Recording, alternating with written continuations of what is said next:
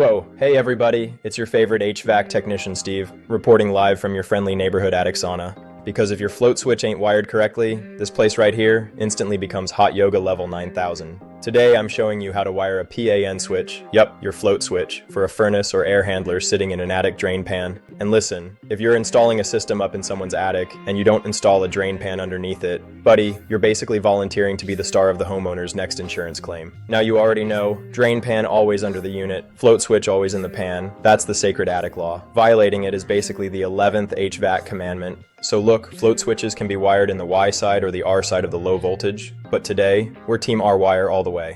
Why? Because when you put it on the R side, that switch shuts everything down immediately. The whole system goes, nope, I'm out.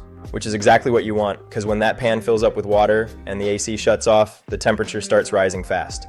Homeowner walks upstairs like, ooh, why it's hot. That's an early warning. That's what saves ceilings. That's what saves floors. That's what keeps me from getting emergency calls at 2 a.m. like, Stevie, there's a waterfall in my living room. Alright, let's get to wiring. Place your float switch securely in the pan. Don't let it float around like a lost pool noodle. Cut the R wire. Yep, we're interrupting the power side. Connect the float switch in series with that R wire. Make sure your connections are tight, neat, and not looking like a bowl of spaghetti. If your wiring looks like spaghetti, you better hope your system comes with Parmesan. When the pan fills up, the float lifts, the switch opens, and boom, system shuts down instantly. No cooling, no hiding.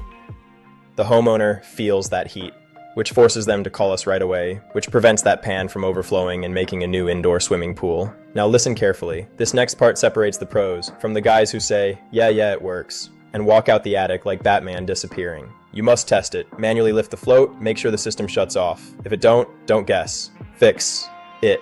Because if that switch fails later, oh yeah, the company gets blamed every single time, and we're professionals, we don't play those games. Now after you've confirmed the switch is working, report it to the homeowner. Tell them, I installed your pan float switch, wired on the R side for full system protection.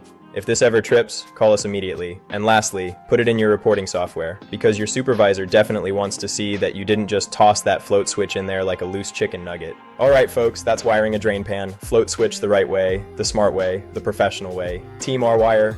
If your attic could talk, it would say, thank you for not flooding me. Till next time, this is HVAC Technician Steve, signing off before the attic reaches frying egg temperature.